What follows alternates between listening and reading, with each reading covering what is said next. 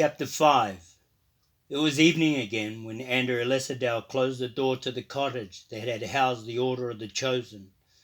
Latching it firmly for the final time, silence fell about him as he paused to stare out into the growing dark. The cottage stood empty now. The bodies of the 6 murdered youths had long since been taken from it, and Andrew had removed the last small personal possessions to return to their relatives. For these few brief moments, he was alone with his thoughts. But his thoughts were not ones he cared to dwell on. He had supervised the removal of the mutilated bodies and then the gathering of the histories of their order, taken now for safekeeping to the vaults beneath the Alisa Dow Manor house. At his father's suggestion, he had gone through those records, page by page, searching for the small bit of revelation on Safehold's puzzle that they had somehow overlooked. He found nothing. He shook his head. What difference anyway, he thought bleakly. What difference was what learned of Safehold? Without a chosen to carry the seed, what was the need to locate the blood fire? Still, he had been glad to have something to do. Anything to do that would help take his mind from what he had seen when he found Lauren and the others. He stepped away from the empty cottage, crossed the yard of the compound and turned down the path leading to the gardens of life.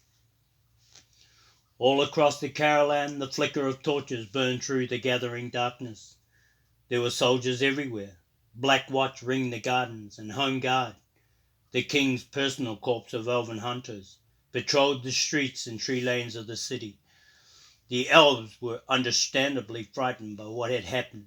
When the word of the slain chosen had spread, Eventine acted quickly to reassure his people that they would be protected against a similar fate, though in truth he believed them to be in no immediate danger. The thing that had killed the chosen had not been after anyone else. The chosen had been its sole target.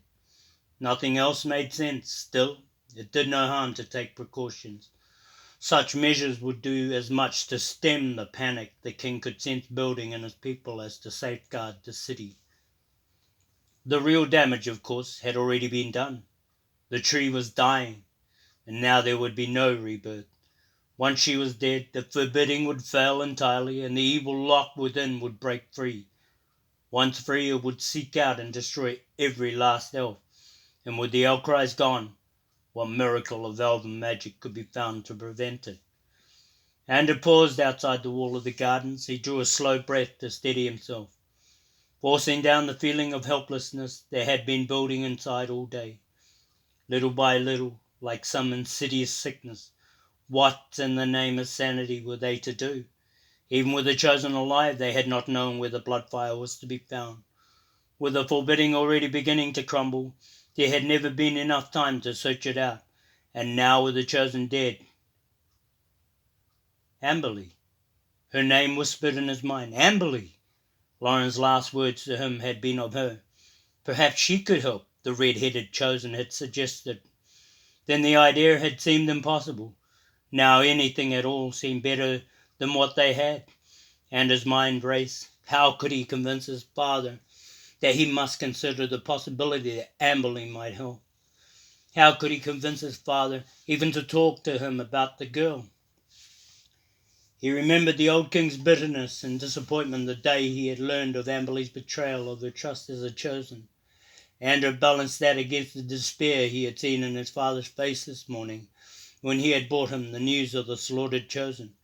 His decision was easily made. The king was desperate for help from some quarter. With Arian gone into the Sarandanan, Andrew knew that help must come from him. And what other help could he give but to suggest to his father that Amberley must be sought? Elven Prince. The voice came from out of nowhere, startling Anders, so that he jumped away from it with a gasp.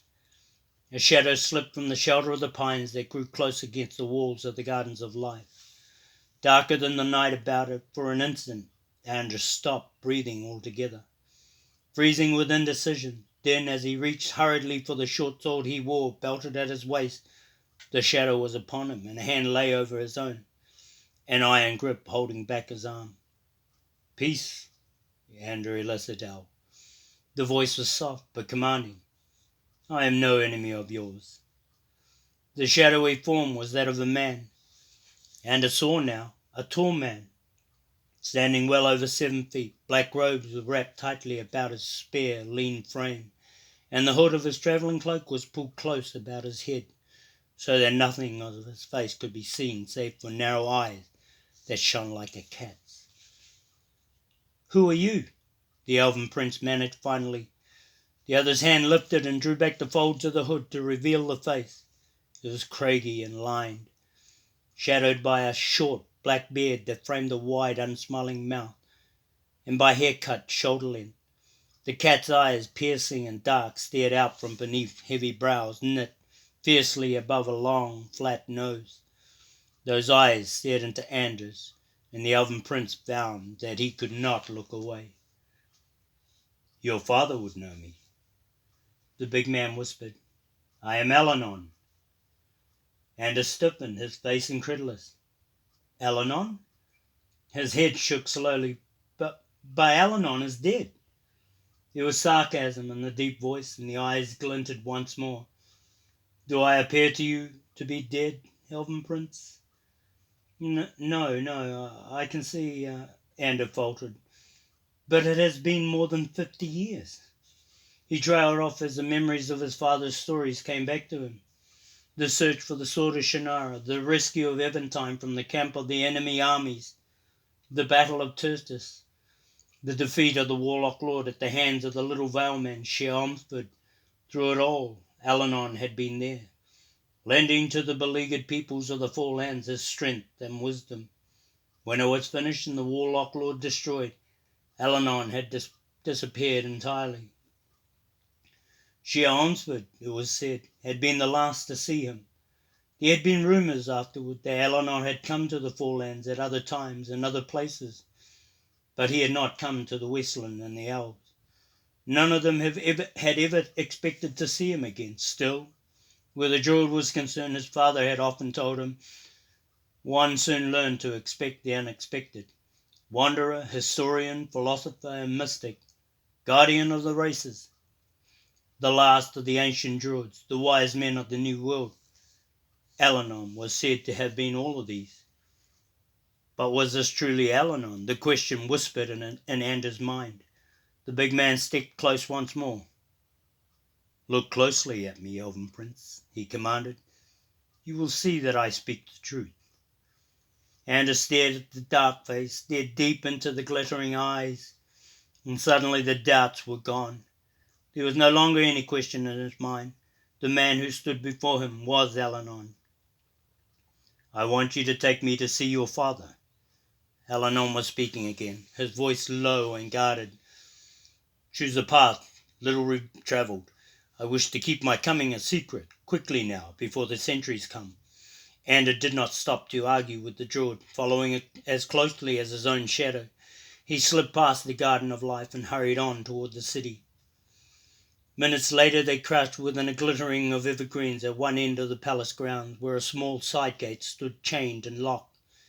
And drew a ring of keys from his pocket and fitted one into the lock. It turned with a sharp click, and the lock opened. In seconds they were inside. Ordinarily the grounds would have been guarded only by the gate watch, but earlier in the day, following the discovery of the murdered chosen, the body of Went had been found under a bush at the edge of the south gardens, his neck broken. The manner of his death was wholly different from that of the chosen. So as yet there was no reason to believe there was any connection. Still, this latest killing was too close to the king to suit the home guard. Additional security had been moved onto the ground. Darden and Rowe, the king's personal guards, had taken up watch at the king's door.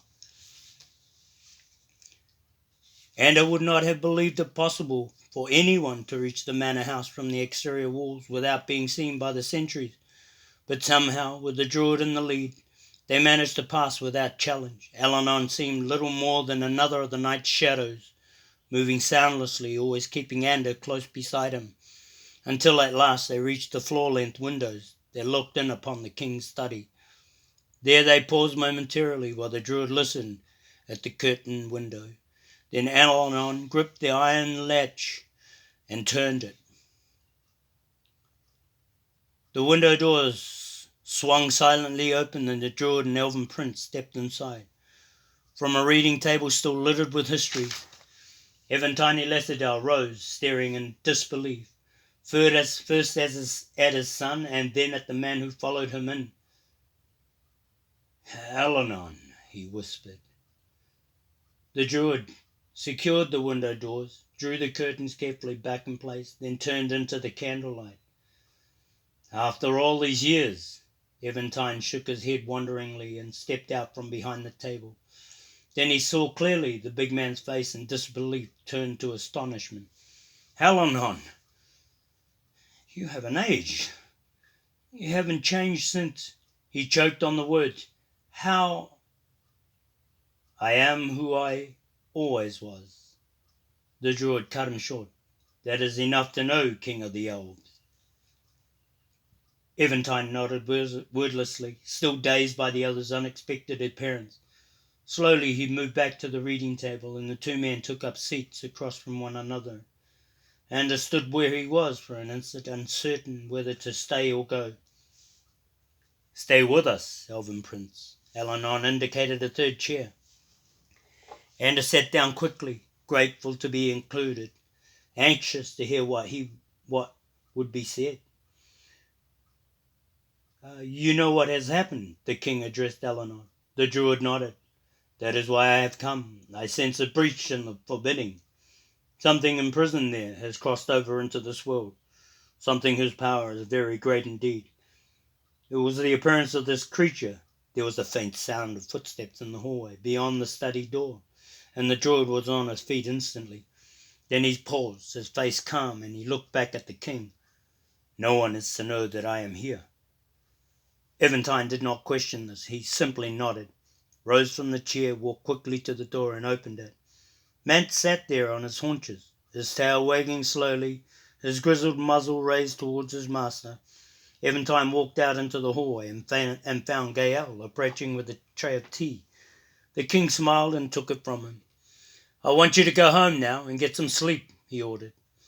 When Gael tried to object, he quickly shook his head. "No arguments. We have a lot to do in the morning. Go home. I'll be all right. Ask Arden and Roe to keep watch until I retire. I wish to see no one." He turned abruptly and re-entered the study. Closing the door firmly behind him, Mance had wandered in, sniffed questioningly the stranger he found seated at the reading table, then, apparently satisfied, had dropped down next to the stone fireplace beside them, his muzzle resting comfortably on his paws, his brown eyes closing contentedly. Eventine sat down again. "Was it this creature, then, that killed the Chosen?" he asked, picking up the conversation. The Druid nodded. "I believe it to be so. I sensed a danger to the Chosen and came as quickly as I could. Not quickly enough, unfortunately, to save them." Eventine smiled sadly. "The fault lies with me, I'm afraid. I left them unprotected even after I was told the forbidding had begun to fail, but perhaps it makes no difference. Even had they lived, I am not certain the Chosen would have been able to save the outcries. Nothing of what she showed them, of the location of the bloodfire, is recognizable. Not even the name she gave them, Safehold. Do you recognize it?" Alanon shook his head. "No. Our records tell us nothing of Safehold, neither of those of my predecessors who ruled, nor those of the Chosen," the king continued. "I am faced with an impossible situation. The outcries is dying. In order to save her, one of the Chosen in her service to her now must carry her seed to the bloodfire, immerse it in the flames, and then return it to the earth, so that a rebirth might be possible." "I am familiar with the history," the Druid interjected. The king flushed. The anger and frustration had been held inside working its way to the fore. "Then consider this. We do not know the location of the bloodfire. We have no record of the name of Safehold, and now the Chosen are all dead. We have no one to bear the outcry's seed. The outcome of all this seems quite inevitable. The outcries will die, the forbidding will crumble, the evil locked within will be free once more upon the land, and the elves are very likely All of the races inhabiting the Four Lands will be faced with a war that could easily destroy us all.